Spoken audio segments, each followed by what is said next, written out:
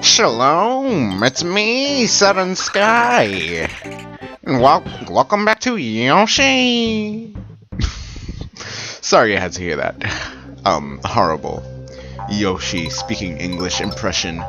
But we are at the Raphael Raven's castle, and he is by far my favorite of all the bosses. His castle, on the other hand, it's alright. It's pretty long, though. I always like to play as Raphael Raven in Yoshi's Tetris Attack. Well, it's not Yoshi's Tetris Attack, it's just called Tetris Attack, but it's pretty fun, if I have to say the least. It's just like an ordinary puzzle game. But it's... I don't know. I'm pretty sure I saw it somewhere else before. But you know, it's nice to play games with Mario characters in the place. Like, if I were to make a decision between playing Mario's Golf and regular golf, I'd definitely choose Mario Golf. I mean, I know the creators of this game would make an average old game of golf a lot more interesting. Like, I mean, I don't even care for golf that much. Maybe I should choose a better example, like soccer or football. Or wouldn't that just be the same thing? Anywho. I believe I mentioned this before, but I beat Mother 3, and is it crazy that I feel like playing Earthbound again? I don't know, I love that game so much. I mean, I've already started playing it, and it's even more fun than I imagined it to be. Well, I mean, more fun than I remember it to be. I can't imagine it if I already know what it's about. Oh, I just love that game so much. But I never do a Let's Play on it. Frankly, I think that game is boring. I mean, it's not boring. I mean, it's like an average Super Nintendo RPG.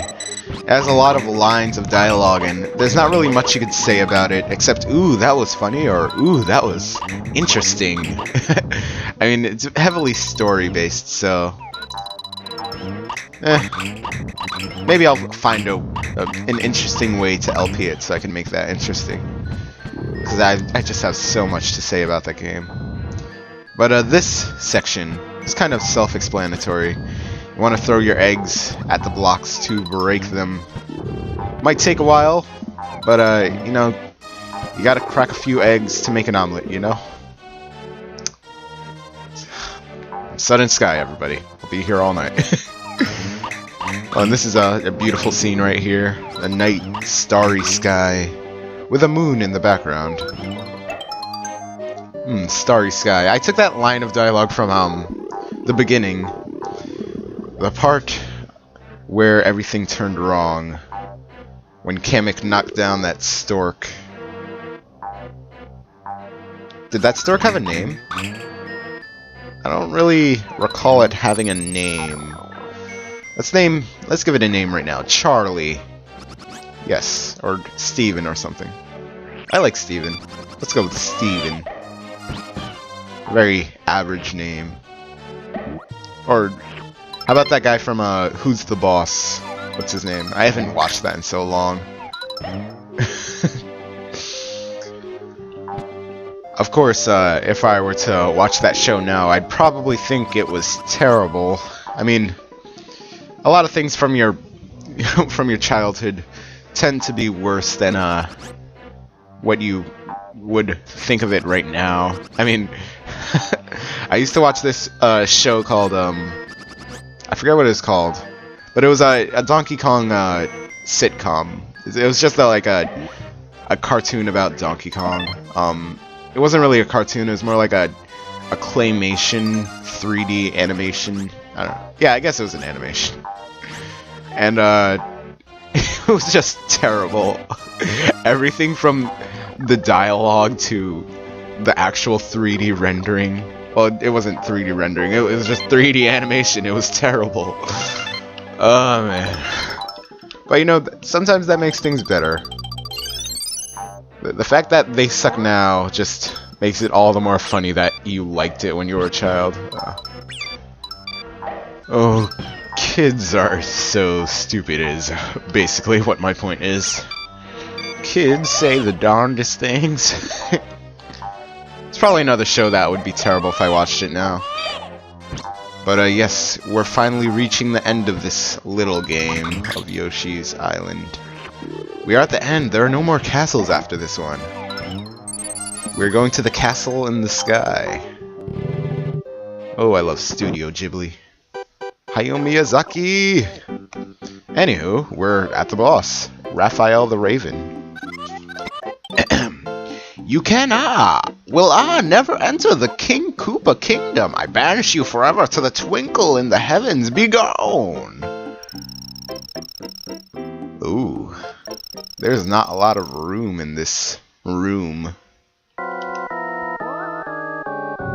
Oh. And we're knocked onto the moon! I love this boss fight so much for this stage.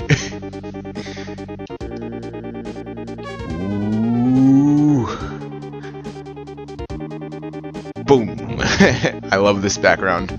Look at this little gimmick that the stage has. If you stay in one place, it's normal, but if you run around in circles forever, oh, I'm getting so dizzy. Oh no, it just keeps going. Ooh. I'm getting hypnotized.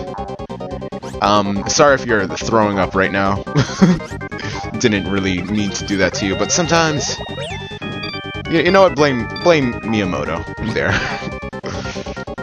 Blame him for the genius that is this stage. But how to defeat this guy is to go to the opposite side of the moon and wait on a space and hit the wooden stick right up his butt. And that's basically how you beat him.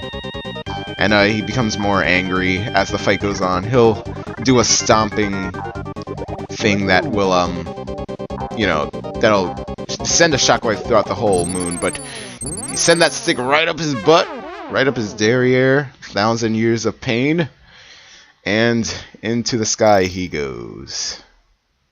And he turns into a star, where he will watch you forever. And that is it. How do we get off the moon? But yes, we have finally beaten Yoshi's Island.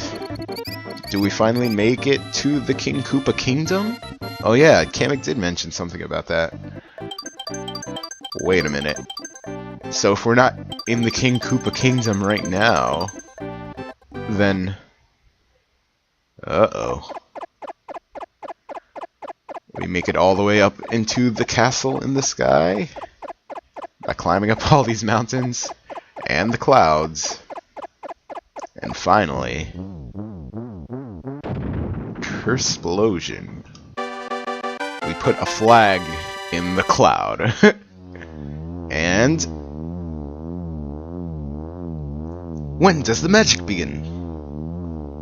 Oh no! There's one more castle! Oh no! Who'd have guessed there'd be a World 6? Oh no! Oh, this place seems a little eerie. See you guys in the next part.